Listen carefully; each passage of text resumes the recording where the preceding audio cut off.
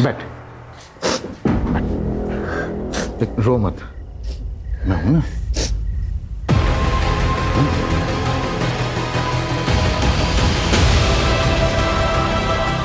Sir ये क्या कर रहे हैं आप? क्या प्लीज सर, प्लीज प्लीज मत करिए मुझे। चिल्लाई तो नौकरी से निकाल दूंगा। सर प्लीज सर छोड़िए।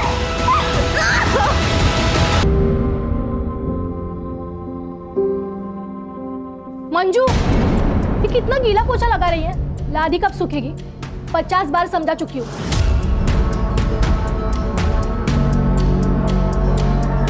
लेकिन तेरे दिमाग में ना कुछ घुसता ही नहीं है।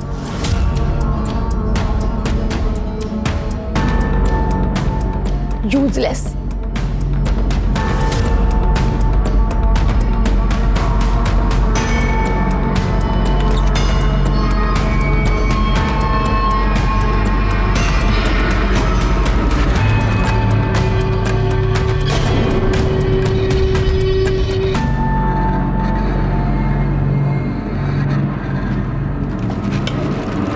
क्या देख रही है? हर जगह पे नजर रहती है ना तेरी। जा काम कर।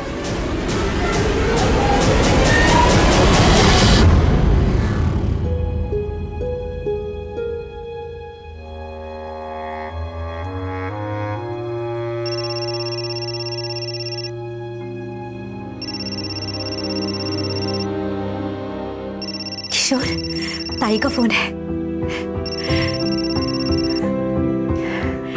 कैसी है बेटा?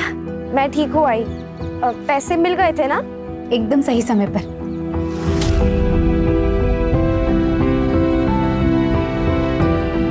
किशोर का सिलेंडर बस खत्म ही होने वाला था। क्या? तो किशोर ठीक है ना अभी? हाँ, तू अगर पैसे नहीं भेजती ना तो पता नहीं क्या होता।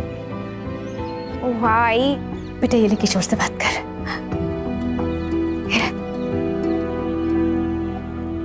ताई अब मुझसे मिले कब आओगे?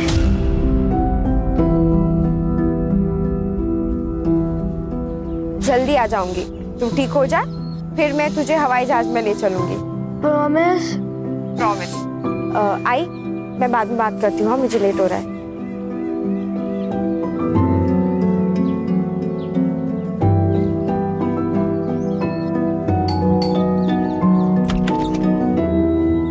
टाइम मिला तुझे वापस आने का?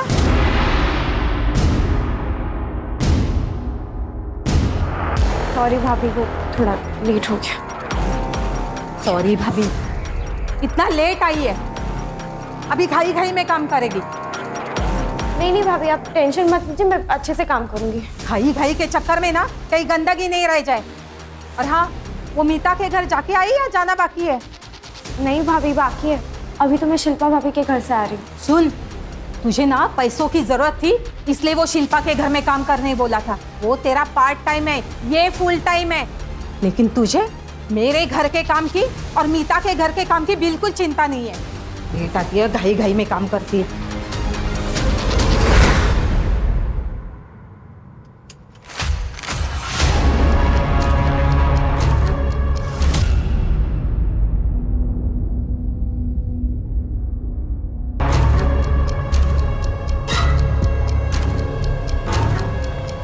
नीतू, मैं जा रहा हूँ। आई, मैं जा रही हूँ। मंजू, चॉकलेट तेरे लिए, बाद में खा लेना, ठीक है? पीना, और आई को बोलना मत।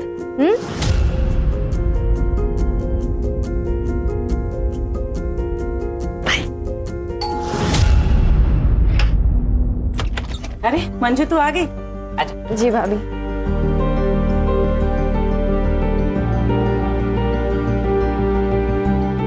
और नाश्ता किया मंजू तूने? नहीं भाभी। भूखे पेट काम करेगी तो ताकत कहाँ से आएगी तुझे?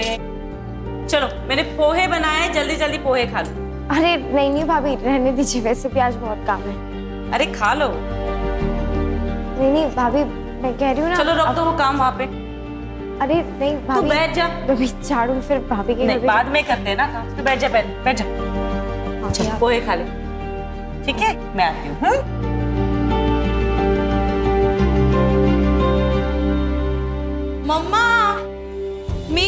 प्रोजेक्ट फाइल नहीं मिल रही है।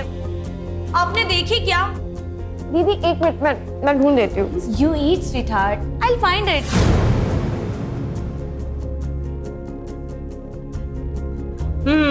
ये रही तुम्हारी प्रोजेक्ट फाइल। मैंने कल ही मंदिर में रखी थी। तुम्हें अच्छे मार्क्स आए ना, इसीलिए। मम्मा आपका ही अंधविश्वास भी ना। आर्या, Yes. बेटा ready? Yes, yes. Come on, I will drop you to your college. Okay.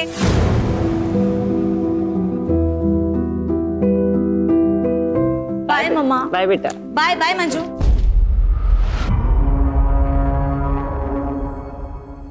तू चिकन क्यों ले रही है?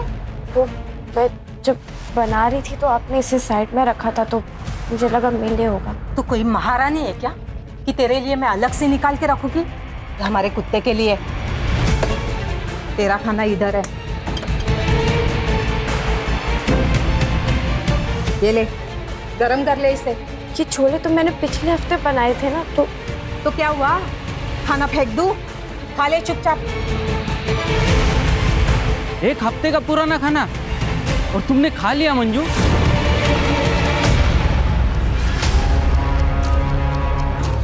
तो क्या करती?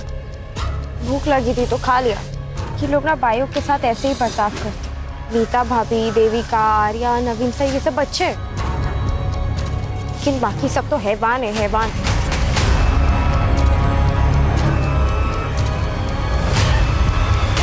मंजू क्या करे उधर? घर आके कुछ काम ही कर ले। क्या चक्कर क्या चल रहा है वो वॉचमैन देवेंद्र के साथ? सुन, अगर पेट से हो गई ना तो घर से बाहर फेंक दूंगी तुझे। नहीं भाभी, आप जैसा सोचो ऐसा कुछ नहीं है। अब मुंह बंद कर, जल्दी जाके सब्जियां लेके आ।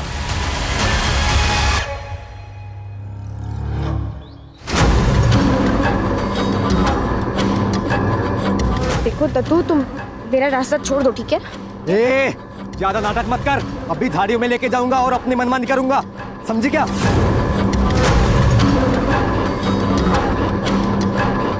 क्या बकवास कर रहे हो तुम? तेरे को बकवास लगता है? हाँ, बकवास लगता है? तू ऐसे नहीं मानेगी। हाँ?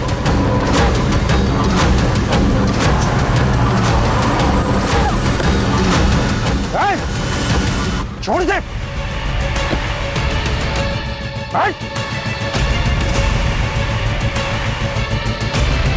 तो ठीक तो ना मंजू? मंजू, छोड़ूंगा नहीं मैं तुझे। चल घर चल, चल चल चल।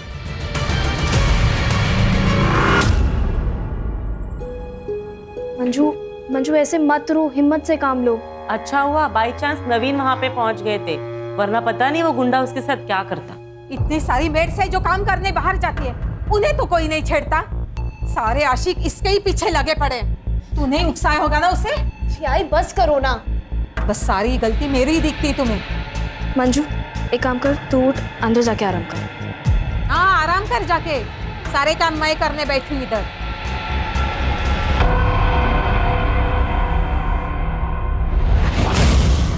बेटा मेरी मजबूरी थी, नहीं तो तुझे काम पर कभी नहीं जाने देती। खुद मेहनत करके दोनों को पाल लेती, लेकिन किशोर को मेरी जरूरत है। और तेरे बाबा के बारे में तो जानती है ना, सारा पैसा दारू में उड़ा देते हैं। मुझे पूरा यकीन है एक दिन ये सारी मुसीबतें खत्म हो जाएंगी।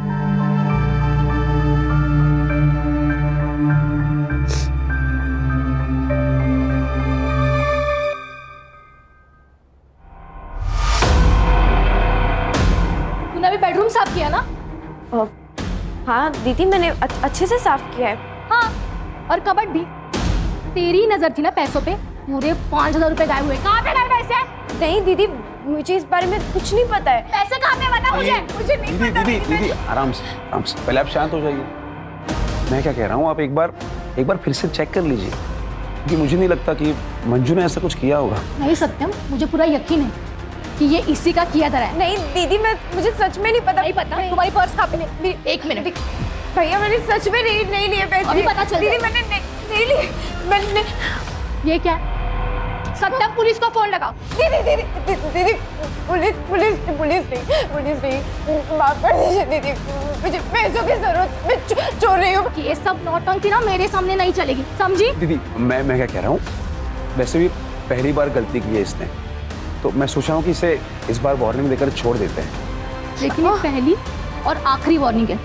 आइंदा से ऐसे कुछ किया ना तो सीधा जेल भेज दूंगी।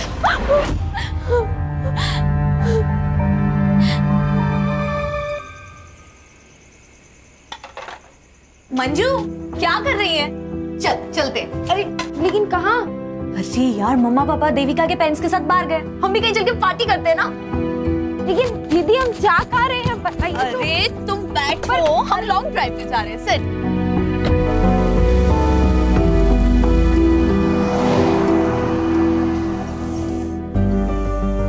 हाय कम।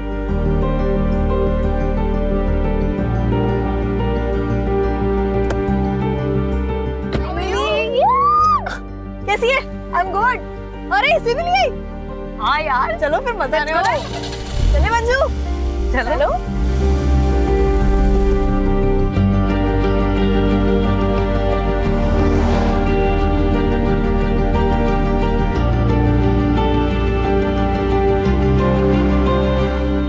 अरे हाँ सेना, ये हम कहाँ गए? एक सेकंड गाड़ी साइड में लगा। चरक लेना। दीदी मंजू सुनो, तुम यहाँ पे वेट करो, हम लोग बाहर देख कर आते हैं। ठीक है? लेकिन हम लोग आ रहे हैं। वेट करना।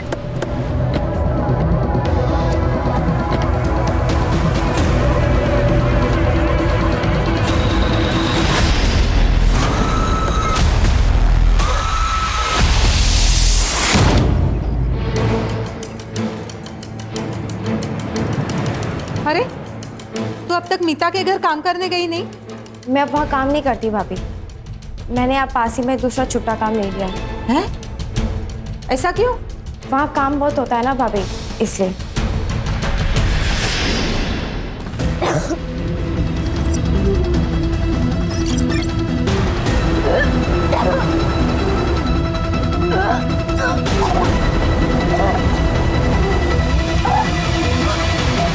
किसका पाप है तेरे पेट में? किसका पाप है? उस वॉचमैन का ना? बोलती क्यों नहीं? चिल्ला क्यों रही है? तो मंजू रो क्यों रही है? अपने कर्मों का भुगत रही है पेट से महारानी। क्या? मंजू बता, बच्चे का बाप कौन है? बता। ना बताना ना बताए, वैसे भी हम कौन सा इस पाप को अपने घर पालेंगे। सामान बांध और निकल मेरे घर से। चल भाभी, निकल भाभी।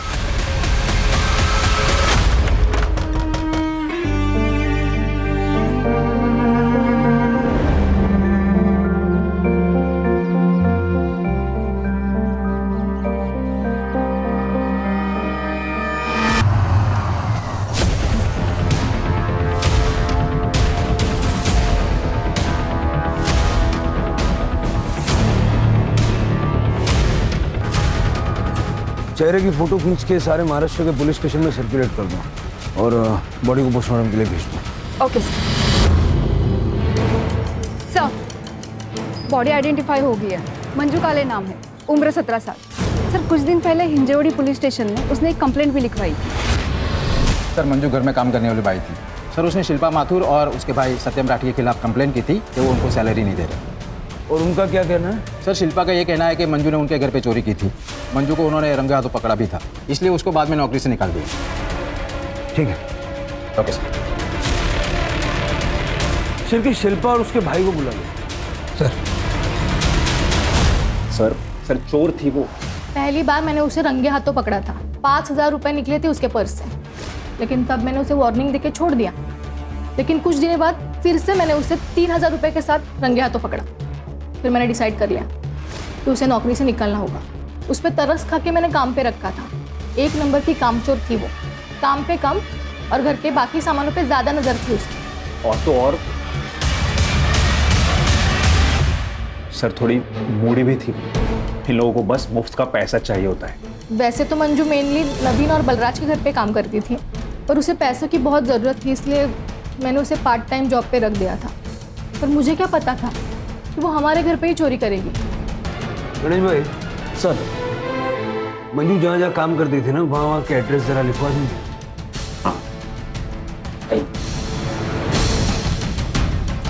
ये भाई बहन की डिटेल्ड बैक स्टोरी निकालो। सर, मंजू की postmortem report. Sir, postmortem report के हिसाब से मंजू की मौत 15 नवंबर की रात को 9 बजे से लेकर 12 बजे के बीच में हुई थी। और सर, मौत का कारण है पेट में मल्टीपल स्टैबिंग। सर, उसके बाद में उसके शरीर के टुकड़े किए गए, कुल्हाड़ी या किसी ऐसे ही चीज़ का इस्तेमाल किया गया है। और सर, मर्डर के समय वो 6 वीक प्रेग्नेंट थी। मंजू के माँ बाप को बुला के उसकी पहचान करवाओ, और ये जहाँ जहाँ वो काम करती थी उसे जाके मिलते हैं। ठीक है सर, हमें नहीं पता पिछले 1 महीने में उसके साथ क्या चल रहा था। हाँ सर, हमारे यहाँ पे उसने काम करना बंद कर दिया था। और वो नीतू, उसके पास तो वो काम करती थी। नीतू हमारे यहीं पे बगल में रहती है सर। हमारे फैमिली फ्रेंड्स हैं वो। तो उसने आपके घर से काम क्यों छोड़ दिया? पता नहीं सर, हम तो उसके साथ बहुत अच्छे से व्यवहार करते थे। इनफैक्ट मैंने उससे कारण भी पूछा, पर उसने कुछ भी नहीं बताया। आपको पता था मंजू प्रेग्नेंट थी? नहीं सर, मुझे तो पता ही नहीं था। मुझे तो तब पता चला जब नीतू ने उसको काम से निकाला। प्रेग्नेंट थी वो, और बता भी नहीं रही थी कि बच्चा किसका है। हमारे घर में जवान बेटी है, उस पर क्या असर पड़ता, इसलिए मुझे उसे काम से निकालना पड़ा। मंजू ने आपको बताया था वो कहाँ जा रही है? अपने गांव अम्बे गांव जाने वाली थी वो, अब 1 हफ्ते पहले, है ना? हाँ। आपको पता मंजू का रिलेशन किसके साथ था? मेरा मतलब है उसके बच्चे का बाप कौन होगा? मुझे पक्का यकीन है वो हमारा वॉचमैन ही है। देवेंद्र नाम था उसका। घंटों बातें करते रहते थे वो। एक दिन तो मैंने देखा था मंजू के गले में हाथ डाल के खड़ा था वो। मंजू, अंदर आ जा, क्या करे उधर? हमारा शक तो तब गहरा हुआ जब मंजू के जाने के अगले दिन ही देवेंद्र ने भी काम पे आना बंद कर दिया। उसने सोसाइटी के सेक्रेटरी को बताया कि उसे कहीं और जॉब मिल गई है। मंजू की किसी के साथ कोई दुश्मनी, लड़ाई झगड़ा ऐसा कुछ था? नहीं सर, उसकी तो किसी से भी कोई बातचीत नहीं थी। वो तो अपने आप में ही रहती थी। ये वॉचमैन का क्या नाम बताया आपने? देवेंद्र यादव। उसका नंबर दे दीजिए। सर, देवेंद्र यादव ने बताया कि वो सातारा में जॉब करता है। उसने कहा कि कल वो थाने आ जाएगा। और सर, ये शिल्पा के भाई सत्यम को जुए खिलाता है। इसने बहुत सारे लोगों से पैसे भी उधार ले रखे हैं। इतना ही नहीं, इसने बहुत सारे लोगों से मारपीट भी की है। मतलब हो सकता है कि पैसों का जोल सत्यम ने किया और इल्जाम मंजू पे डाल दिया। लेके आओ इस सत्यम को। तो तूने शिल्पा से पैसे नहीं चुराया? सर वो मैंने कहा ना सर, मैंने कोई पैसे नहीं लिए सर। चोरी तो मंजू ने की थी सर। तो फिर मटके वालों को 10,000 कहाँ से दिए? कहाँ से दिया 10,000?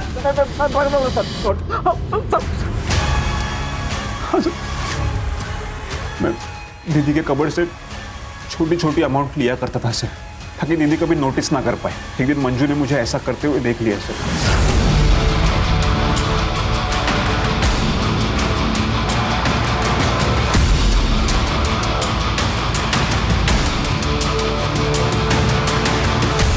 अगर दीदी को कुछ भी बताने की कोशिश भी की ना, तो शायद से मार दूंगा। वो मटके वाले लोग मेरे पीछे पड़े थे सर, कि मुझे उनके पैसे देने थे। इसलिए सर एक दिन मैंने सीधे 5,000 रुपये निकाल लिए, और फिर दीदी को शक हो गया ना, इसलिए मैंने वो पैसे फिर से मंजू की पर्स में रख दिए।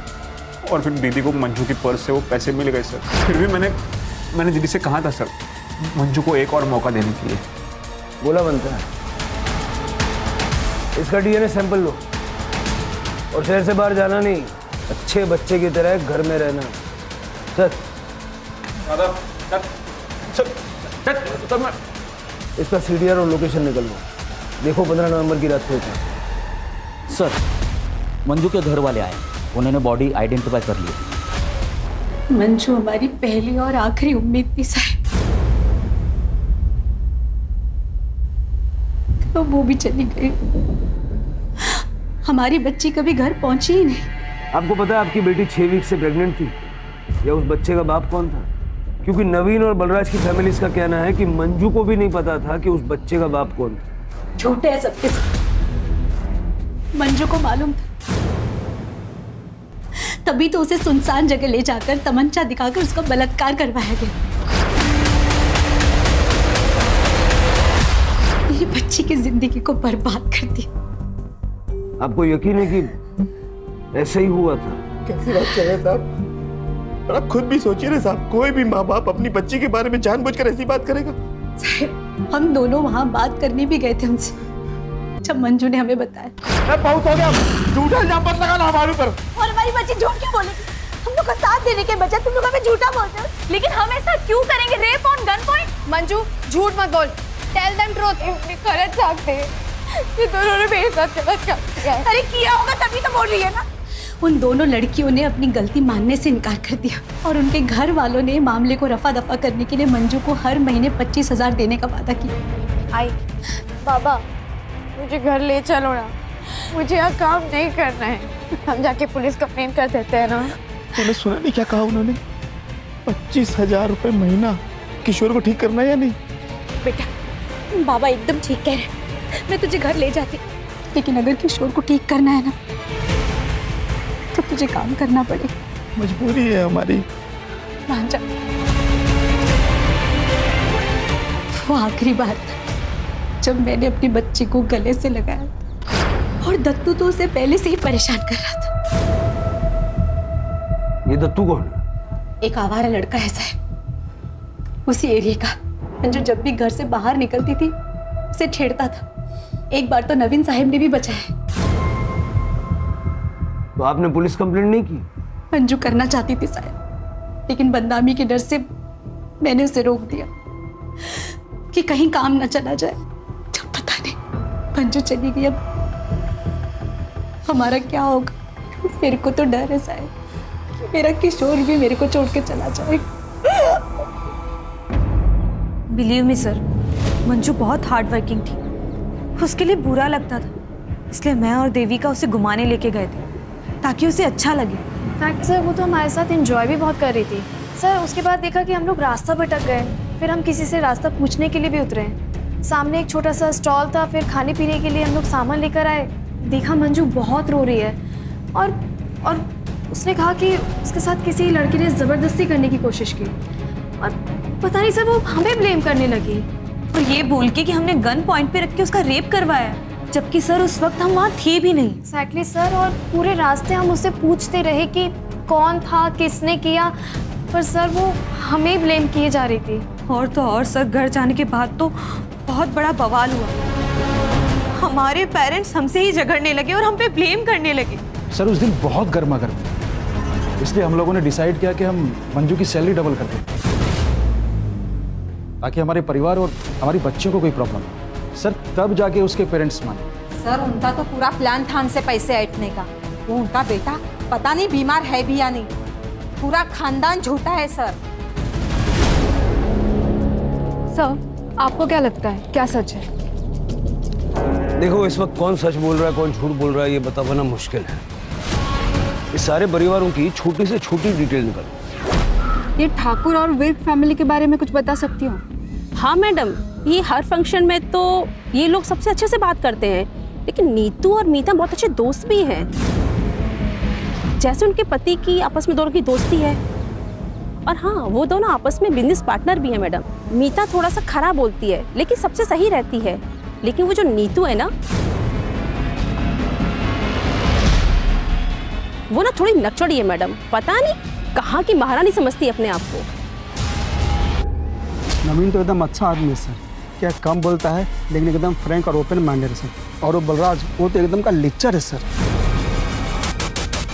एक बार तो मैंने उसे अपने बेटे को तारते हुए देखा था, तब से मैंने अपने बेटे को मना कर रखा है उसके अपने से बात न करे।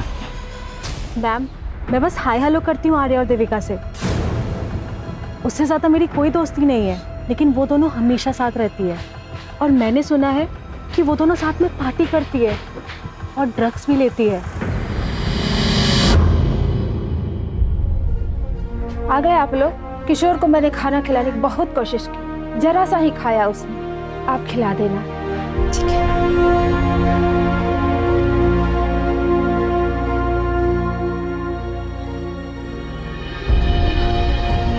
आई बाबा, अब टाइम वापस कभी नहीं आएगी ना? आई तुम रो क्यों रहे हो? आई नहीं आएगी? ताई मेरी याद आ रही है। आई मिस यू ताई। हो सकता है ये दोनों फैमिलीज झूठ बोल रहे हैं। इनको पता है कि मंजू का रेप किसने किया, या फिर ये दोनों लड़कियां झूठ बोल रही हैं और इनका परिवार इनकी मासूमियत पे भरोसा कर रहा है। सर ऐसा भी हो सकता है कि सावित्री और गंगू झूठ बोल रहे हैं। हो सकता है कि इन लोगों ने ब्लैकमेल करके अच्छा पैसा बनाने की सोची, या फिर मंजू उतनी सीधी थी ही नहीं, इसलिए ये दत्तू टाइप की लड़के उसके पीछे पड़े रहते। बहुत कंफ्यूजिंग है सर। दत्तू मिला क्या?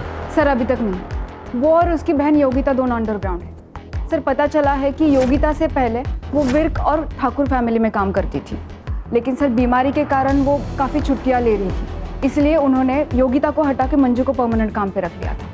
मतलब योगिता के पास भी मंजू से बदला लेने का मोटिव था। ये भाई बहन को जल्द से जल्द ढूंढो। सर वॉचमैन यादव आ गया। ऐसा कुछ भी नहीं था साहब, आप भी उन लोगों की तरह गलत समझ रहे हो सर। वो मेरी बहन जैसी थी। बहन, मुंह बोली बहन, ये सब बहाने बहुत फालतू लगते हैं। बात समझ में आ रही है? सर कसम खा के कहता हूँ साहब, उसको मैं बहन मानता था। उसके जाते ही तूने जॉब क्यों छोड़ी? सातारा में अच्छी जॉब मिल गई थी और पेमेंट भी अच्छी थी, इसलिए मैंने वो जॉब छोड़ दी। और साहब ये तो इत्तेफाक था कि मंजू ने और मैंने साथ में जॉब छोड़ी। साहब जाते वक्त मंजू ने मुझे बाय भी नहीं किया। मंजू का मर्डर हो गया है और तुझे बाई की पड़ी है, हाँ? नीतू विर्क ने बताया कि मंजू की प्रेगनेंसी का जिम्मेदार तू है। क्या अब ये मत बोलना कि तुझे पता नहीं था मंजू प्रेग्नेंट थी। नहीं साहब, मुझे पता था। नीतू मैम ने मुझसे बात की थी जब उनको पता चला कि मंजू प्रेग्नेंट थी। सच बता यादव, तूने ही मंजू को प्रेग्नेंट किया है ना? नहीं मैम साहब, वो मेरी बहन जैसी है, पर मुझे पता है वो किसकी वजह से प्रेग्नेंट है। किसकी वजह से? नवीन साहब। मैडम 1 महीने पहले नवीन साहब ने उसके साथ रेप किया था और इसी वजह से मंजू ने उनके घर का काम छोड़ दिया था। ये बात मुझे खुद मंजू ने बताई थी।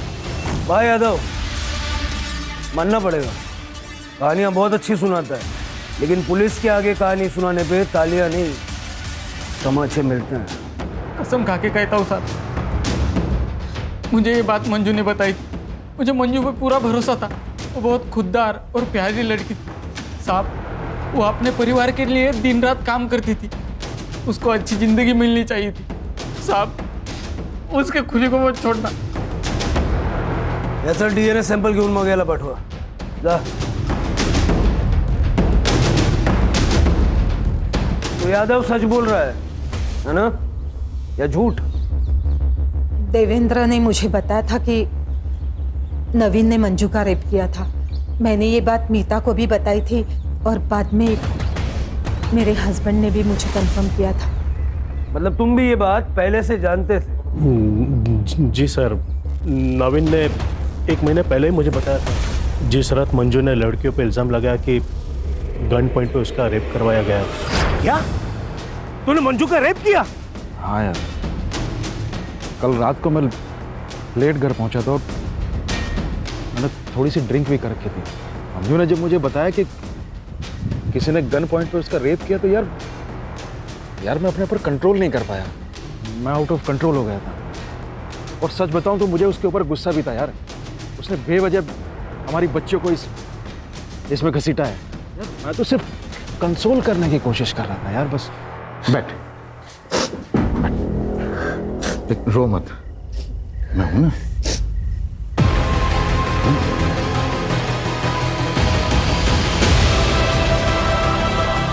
सर ये क्या कर रहे हैं आप? क्या? प्लीज सर, प्लीज प्लीज मत करिए, मुझे चिल्लाई तो नौकरी से निकाल दूंगा। सर प्लीज सर छोड़िए।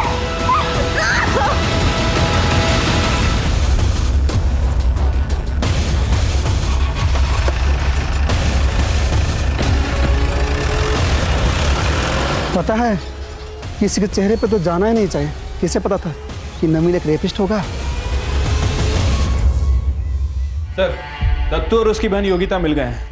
गांव में छुपे हुए थे, कांस्टेबल जादव लेकर आ रहे हैं। सर, सत्यम राठी की इस लोकेशन हिसाब से 15 नवंबर की रात को वो अपने घर पे ही था। और सर उसके डीएनए भी फीटस से मैच नहीं हुए हैं। ये यादव की डीएनए रिपोर्ट आई?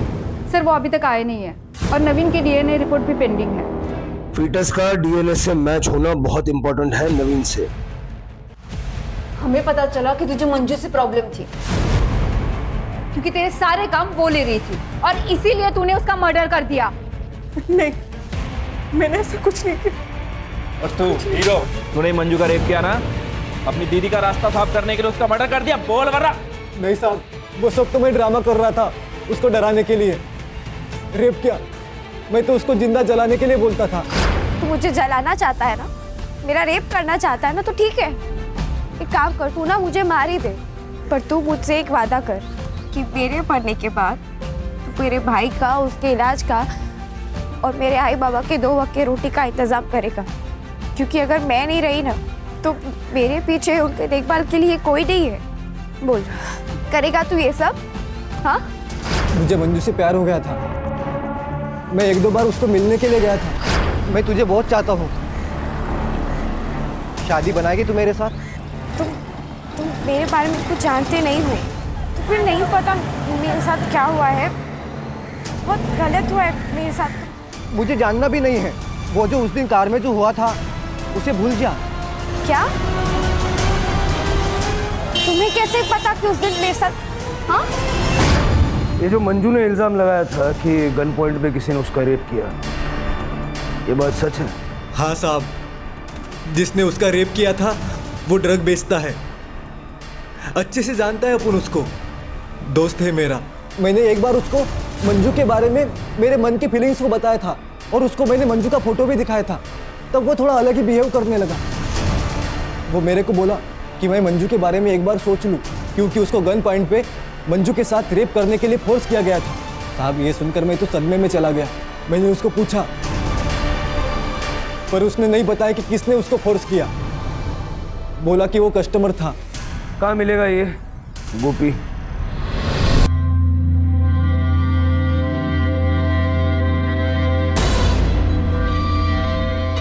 शादी को देना, ठीक है? चला, और माल किधर गया?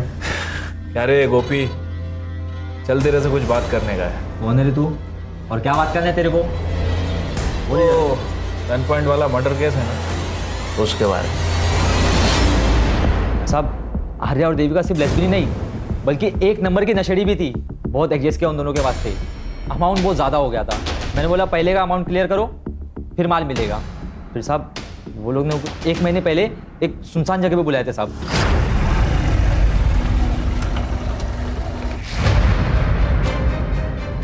कहाँ है मेरे पैसे?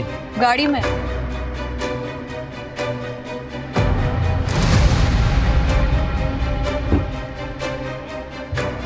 अबे ये क्या है? कहाँ है मेरे पैसे? अबे यही है तेरा पेमेंट, चल भरपूर ले। क्या कर रहे हो तुम लोग?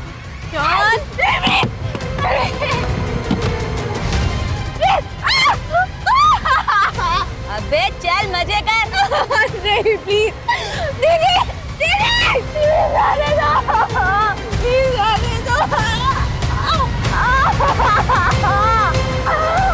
फिर साहब वो दोनों मिलकर मुझे ब्लैकमेल करना चालू कर दिए। बोली कि अगर फ्री में ड्रग नहीं देगा तो तेरी ये वीडियो वायरल कर देंगे। मैं क्या करता साहब? ये वीडियो देख लीजिए साहब, उन दोनों ने मुझे भेजा था। इसका डीएनए सैंपल लो। मैं 8 है। सर मेरे को क्यों सर? आप सर प्लीज सर। तो ये वीडियो सच है? तुम दोनों ने मिलकर गोपी को फोर्स किया कि वो मंजू का रेप करे? जी मैम, हम ये वीडियो दिखा के फ्री में ड्रग्स लेंगे। और वो गन कहाँ से आई? सर वो गन नकली थी। हाँ सर, ये देखिए, हमने ऑनलाइन ऑर्डर की थी। ये देखिए, गन नकली थी सर।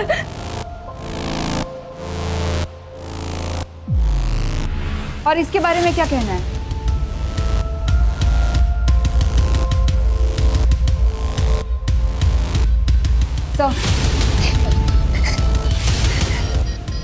बच्चे क्या कर रहे हैं?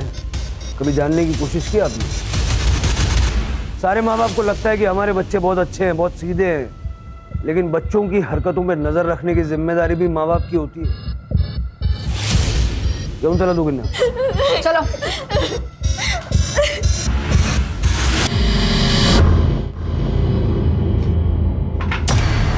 कर रही है? किशोर की दवाई के पैसे। तो मैं क्या करूं? मैं क्या करूं मतलब? क्या बोलने की कोशिश क्या कर रहे हो? अरे जाऊंगा मैं। अरे हाँ बाबा। तुम्हारी वजह से मेरे ताई चली गई, तुमने मेरी ताई को मार डाला। मास्क लगा बेटा, मास्क लगा, मास्क लगा। ऐसे नहीं बोलते बेटा, मास्क लगा, मास्क लगा, मास्क लगा, मास्क लगा।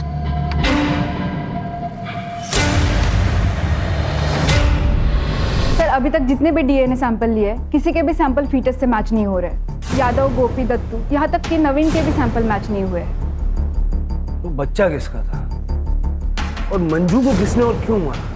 जिस तरह से आर्या और देविका का सैडिस्टिक नेचर है, ये दोनों भी मंजू को मार सकते हैं। लेकिन पड़ोसियों के मुताबिक जिस रात ये मर्डर हुआ, ये लोग देर रात तक पार्टी कर रहे थे। चल के हो सकता है कि कोई ऐसा है जिस पे अभी तक हमारा शक नहीं गया, या जो हमारे सामने ही नहीं आया। यादव का वीडियो कॉल आ रहा है, उठाओ। हाँ यादव। सर काम से छुट्टी नहीं मिली सर, इसलिए मैं पुणे नहीं आ पाया। पर मुझे कुछ बहुत ज़रूरी चीज़ बतानी थी सर, जो मुझे मंजू ने बताई थी।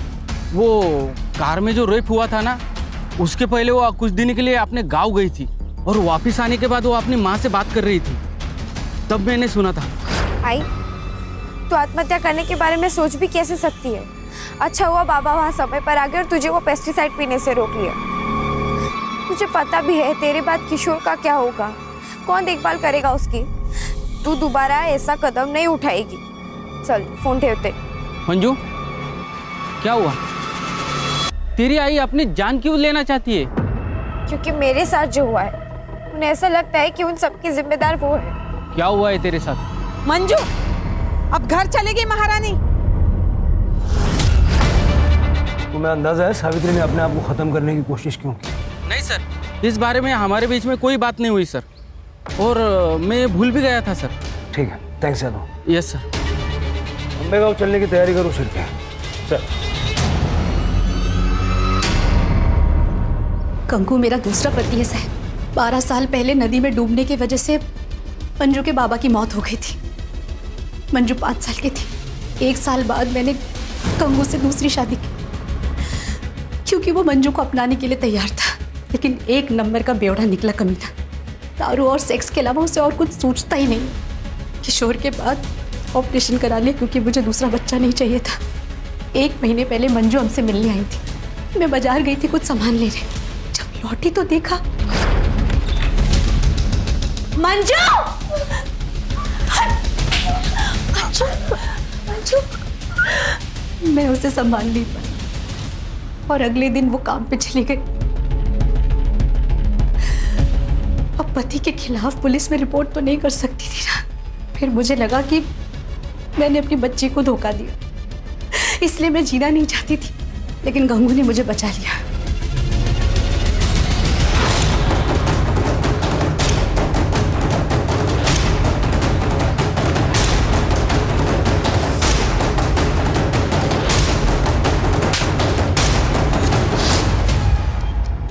सर जैसा कि सावित्री ने बताया था, गंगू ने ही मंजू का रेप किया।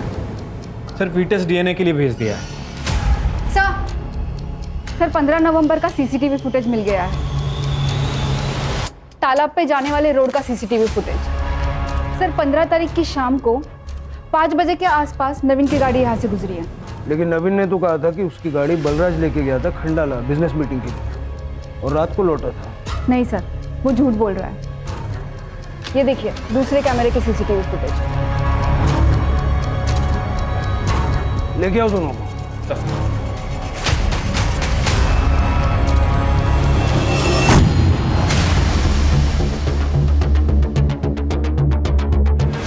हाँ सर, मैंने ही शंकर को सुपारी दी थी मंजू को मारने की। नीता भाभी, मुझे अम्बे गाँव तक छोड़ने के लिए थैंक यू। हाँ इट्स ओके मंजू, और अपने पैसे के लिए चिंता मत करना। मैंने नीतू से बात की है, वो तुम्हें पैसे दे देगी।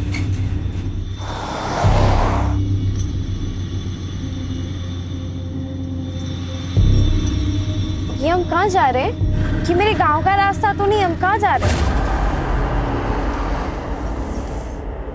क्या हो गया? गाड़ी क्यों रोक दी?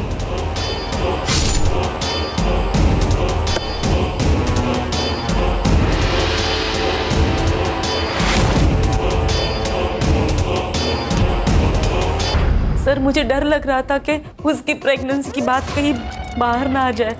शर्म नहीं आई? एक महिला होके तुमने अपने पति के घिनौने काम को छुपाने की कोशिश, यहाँ तक कि मंजू का खून कर दिया। और वैसे तुम्हें बता दूं, मंजू के पेट में जो बच्चा था नवीन का नहीं था। लेके जाओ इनको। चलो मैडम चलो। Thank you. जब भी पुणे आओगे मिलना जरूर।